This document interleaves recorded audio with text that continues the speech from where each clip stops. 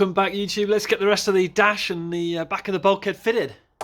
So first off, get the stuff off the old bulkhead, the wipers, and then I've got to switch it around and I can get the upper dash off and the lower dash off, and then I can get access to the wiper motor and the mechanism there and the spray jets as well, and the plumbing for that. And just the choke, that's all gone then. First thing then is these vents that go in, the little grills, sorry, behind the vents, so they need riveting back in. Nice and easy job. You can see as I do it, I bend the vent slightly, the grill, I'm sorry, slightly, but it's no drama. It's very easily bent back perfectly into shape, really. As you can see, I do it right at the end. Now, there you go. She's absolutely sweet again. So then, with that done, I put the door seals on. I'm just reusing the old door seals. They're okay. They're a bit crusty with a bit of overspray, but they're actually in pretty good shape functionally. My rivet gun was being a pain in the ass, but I managed to get all that on. Then the wiper mechanism goes on. Nuts go on the front, and that is done. And then in go the spray jets and the plumbing for those as well, and then that's all ready to go. Then that's it then, it's the upper dash, so there's not much in there really. The upper dash can go on, and then there's quite a number of screws which I chase around now to get those in, and that's done.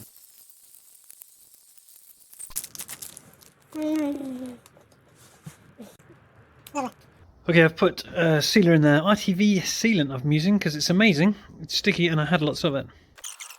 This is the one of the mistakes I made actually.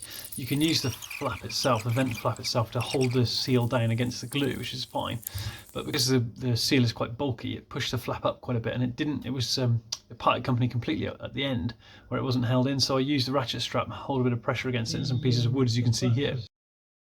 The flaps were sort of coming out a bit here, and I think it's because the seal is so bulky compared to the old knackered one.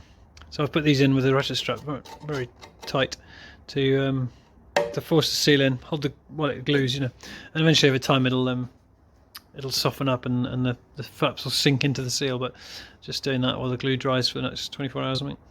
So this was major mistake number one of this video. Paint is still not that hard, and I didn't realise this until I took the ratchet strap off, but unfortunately on the very corners it has left a little mark. It's not something I'm going to do anything about. The paint's still on, it's still sealing the steel, but it has left a mark, so I've tidied it up a bit, but that was very annoying. Really, I guess if that bulkhead was a year old or something, it would never have done that. But as you can hear in the video, I've got quite a bit of tension on it. Here you go, look. So that's a real pain, but yeah, mistake number one. Now I'm going around painting it, just the little bits that chipped. Right, this is the dashboard where the dashboard mounts, if you like, and one of the two bolts is pulled out. What I mean here is that there's an internal thread in the bulkhead which is pressed in place, so you can put your bolt straight in there, and there's no nut on the back of it. The nut is held, if you like a riv nut.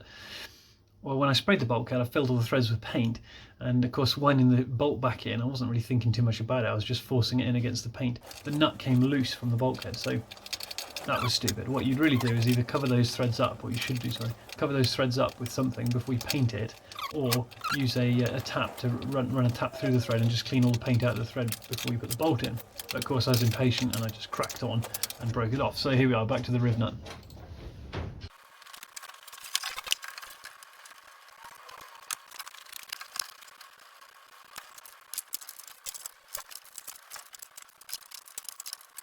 So the lower dashboard is on now.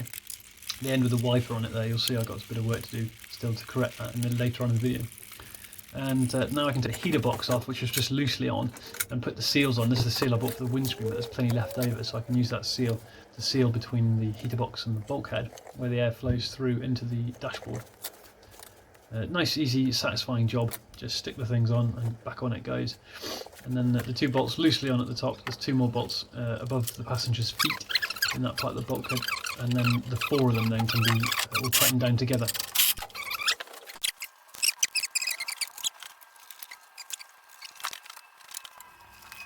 And then the last thing is there's a hose, large bore hose, which connects the fan you can see on the right to the heater box on the left. That just needs to go on.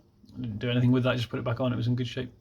So this is that little end of the dashboard which covers the wiper motor, and you can see I've got some rust holes in it. So the first thing I did, put some masking tape over the outside of it and backfilled it with filler, giving the filler a nice overlap on the steel on inside, so it's nice and strong. And then while I was cleaning a few other parts, I let it dry. Then I came back to it, removed that remove that masking tape and put another load of filler on the outside now, just a little skim. So when those two fillers have joined together, here it goes, like the next layer going on the outside, and that really creates quite a strong connection between the outside and the inside. It's only for show, this. It's just a cover, you know, to cover up the wiper motor. But yeah, then a little blast with the angle grinder when it's all dry, a little sand back, and she's ready for paint. Really, that was all. It's cosmetic only, you know. Just wanted to make it look a little nicer for the inside of the car. That's it then. We're onto this seat under the passenger seat. Part of this arrangement, the seat box is steel, so I tried to clean it, but it was very hard to get through, as I'll explain now.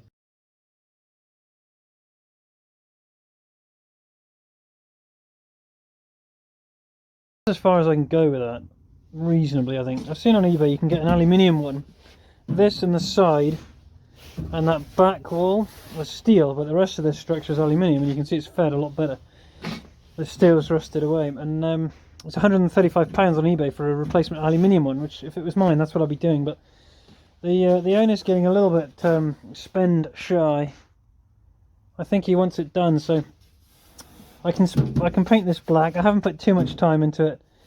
You can get it shiny, like the edge is shiny where the machines hit it hard, but this is particularly hard. This layer, I can't get it to come off, so unfortunately I'm gonna have to spray it like that.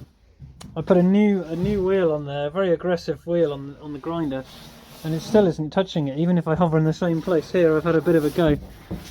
I guess it's slowly getting there, look, but it takes such a long time. It's not really practical to do. So, and if it does want to be upgraded later, it's very easy to get this box out. You've only got to pull the seats out on top, and nothing else needs to come out. So it's going to be sprayed like that now. Unfortunate, but there we go. In the usual fashion, I've got these things now ready for paint. These two I can hold. That'll just sit on its arse, and those on the plank. Those ones hanging. I'm ready to do another coat of black, and I'm hoping it's the last coat of black. That's it. I painted all those little parts you saw, which I didn't film, and I painted the seat box, which, I mean, in 2 years it'll be rusting through again because I wasn't able to remove all the rest. But for now it's done. It looks fine. There's just a handful of things on this project which I felt at times the owner didn't want to spend so much money, so I've had to just go with. It's frustrating, second guessing his feelings on it and so on, you know. Anyway, that's how it is. It's reasonably easy to fix. That's the end of this video. In the next video we're back to sweet assembly and some really exciting progress. So stay tuned. Thank you very much for watching this far. If you're still watching, bye for now. See you in the next one.